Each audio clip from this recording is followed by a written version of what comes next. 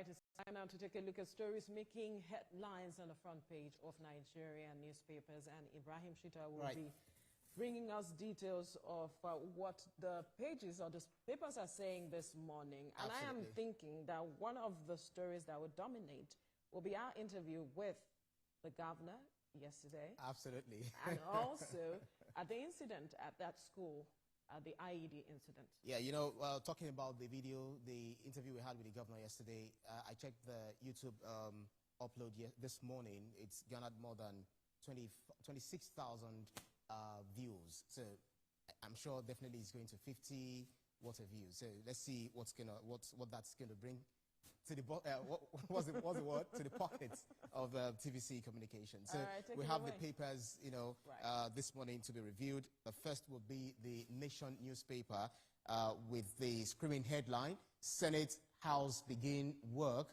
on 49.7 trillion naira 2025 budget estimate. And then the writer reads: MDAs take turns to defend allocation before National Assembly committees.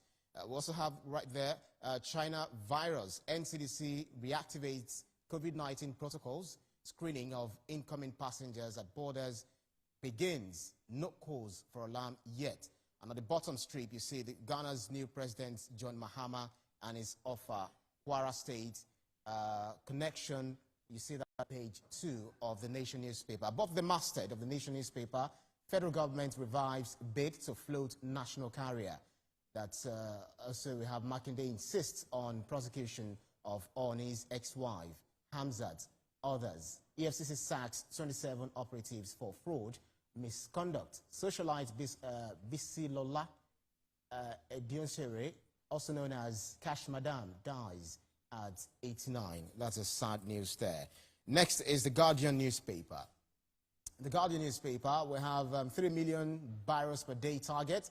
49.7 trillion naira budget rests on new FIDs, secure oil assets.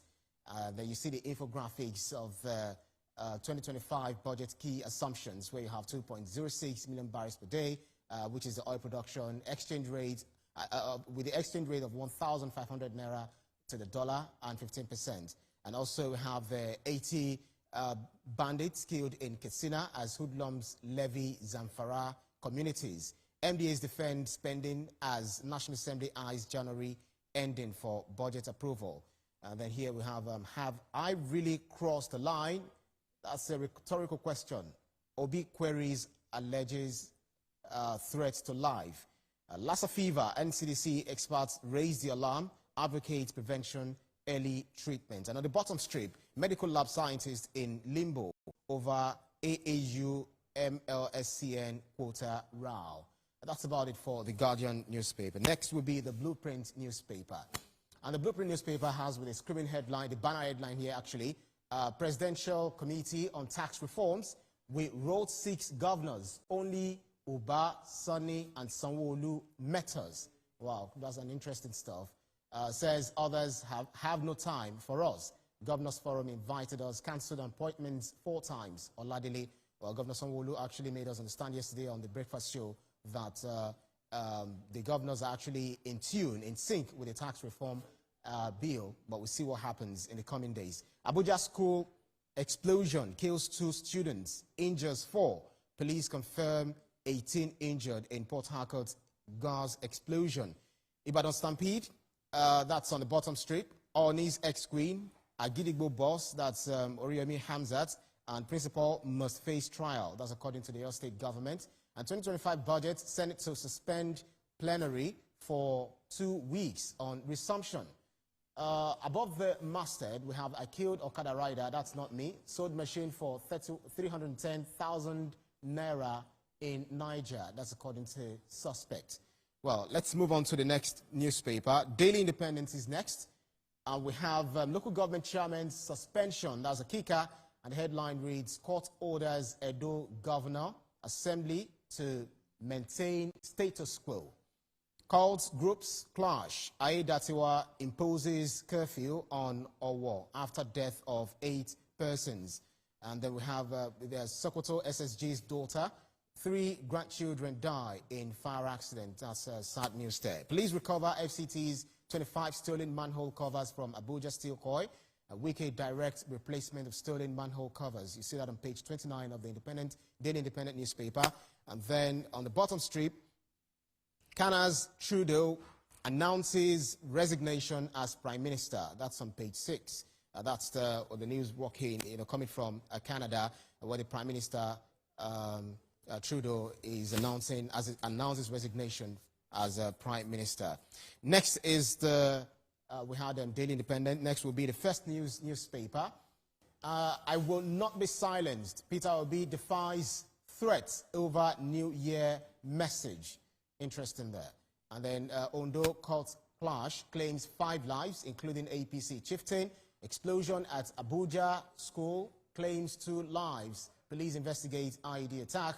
Trudeau announces resignation as Canadian Prime Minister.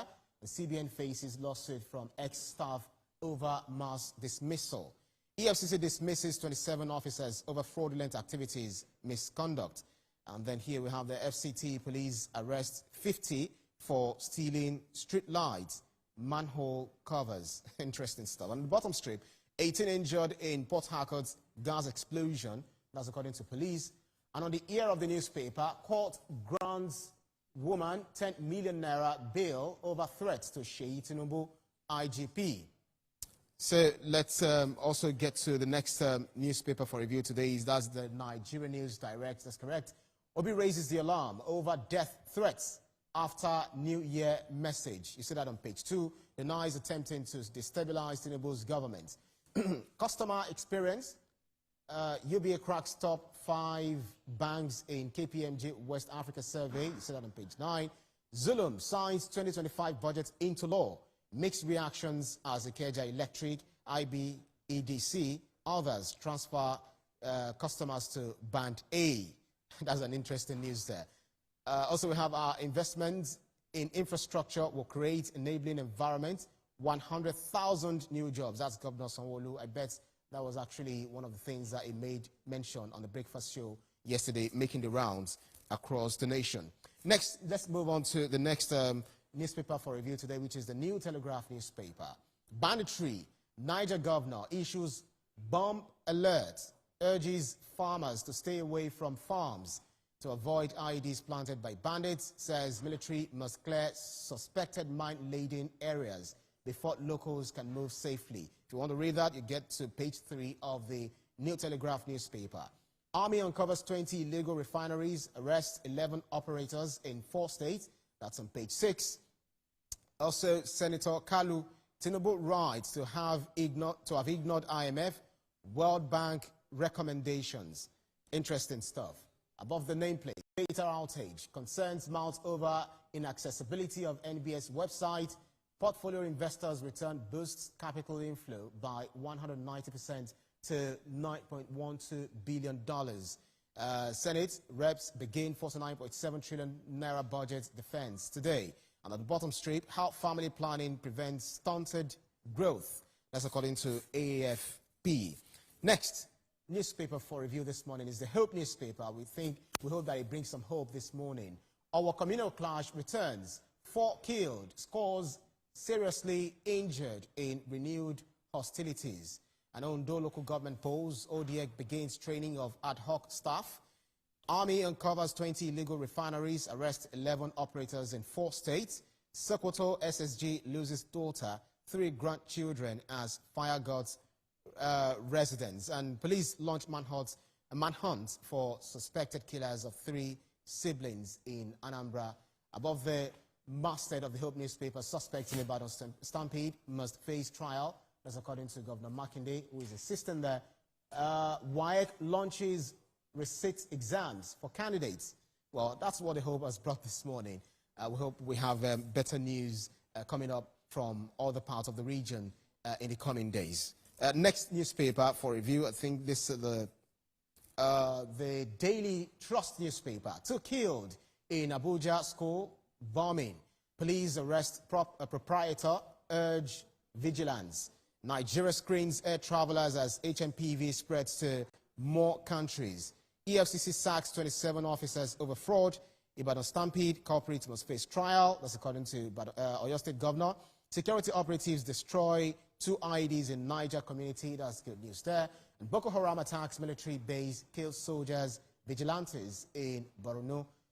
Cut corporate taxes to 19%. Nasima tells President Tinubu, and disengaged staff sue CBN demand compensation. Next newspaper for review this morning is the Platform Times. 2 Nigerians convicted in U.S. over $560,000 internet fraud scheme.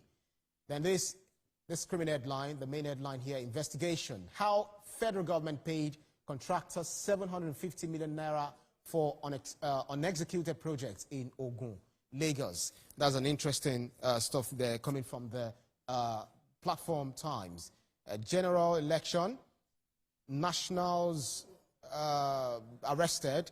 Okay, we have the Daily Times newspaper, which is coming up for review. EFCC dismisses 27 officers for fraudulent activities, misconduct. 10 months after, Saudi acquits 3 Nigerians over drug charges. Oil marketers predict drop below.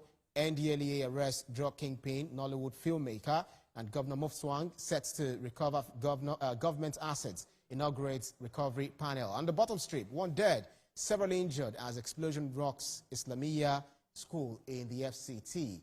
And above the masthead, we have economy. Tinubu rights to ignore IMF, World Bank recommendation. That's according to Senator Kalu. I hope we still have more newspapers for review. This is the Daily Times. Quite interesting developments here coming from the newspapers this morning, especially the EFCC dismissing 27 officers for fraudulent activities, misconduct. Veronica, it's good that we see that the EFCC has dismissed 27 officers. You know, we've been talking about this administration. This administration strike against... It's quite interesting to see that right. People who are meant to address matters of corruption are now being dismissed for the same work they were hired to do. So what could have been the root cause of them partaking in fraudulent activities and all of it? Is it that due diligence wasn't done before they were hired? These are some questions that some persons would want to ask. Also, we have a New Telegraph newspaper talking about banditry.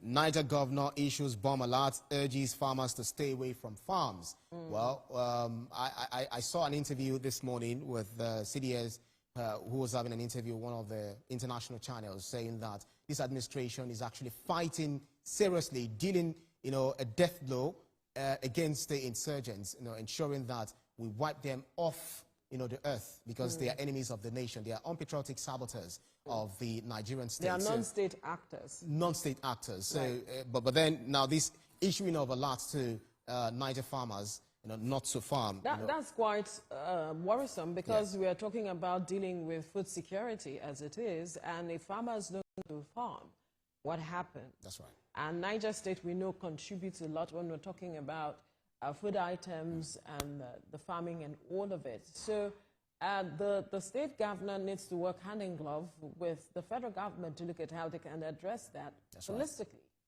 I think that's very crucial. Another story that caught my attention is the story of the HMPV virus spreading in China, and I think it has gotten to the UK. Again, this was said to have been discovered in Wuhan. I think that the Nigerian government has started taking steps in terms of screening those who are traveling into the country. So much more needs to be done for persons to start taking caution as much as possible. I think, have we taken the Daily Times? If we have the Daily Times, EFCC, where EFCC dismisses 27 officers for fraudulent activities, we still have this Nigeria newspaper to be reviewed this morning. Yes, this Nigeria is here. Prices of rice, other food items likely to rise in 2025. Come on. Commodity Alliance Forum sends red alert, urges government to take proactive steps to forestall it.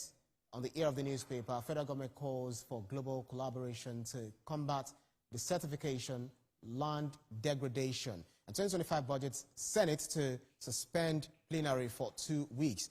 But I remember talking about this criminal headline, prices of rice, others and then food items likely to rise in 2020, this year, 2025. No, because one of the interviews we had on Breakfast Show, you know, I think sometime last week with an agri expert, African farmer, he said, when we said, Happy New Year to you, he said, Happy Food Year to you. So he is actually prognosticating. Positive. Yes, he's positive about, about having a lot of food for Nigerians to consume this year, you know, based on some of the things that he has seen and all of that. But so we need to get the details of why they are concerned about the rise in the price of food items like rice, which is a staple for Nigerians. It's concerning. When we spoke with the governor of Lagos State yesterday, we asked about steps being taken to ensure food security, and he spoke about it. I think that just like the president said with regards to how critical and crucial subnationals are to addressing matters of agriculture, food security, which comes under that, state governments need to take charge of this aspect. Agriculture, they own the lands. They are in charge of the lands. And so should know what to do and what steps to take at addressing all of these issues. Well, I believe our audience are actually up to date now, so they can grab any copy of the newspapers to get more details. All right.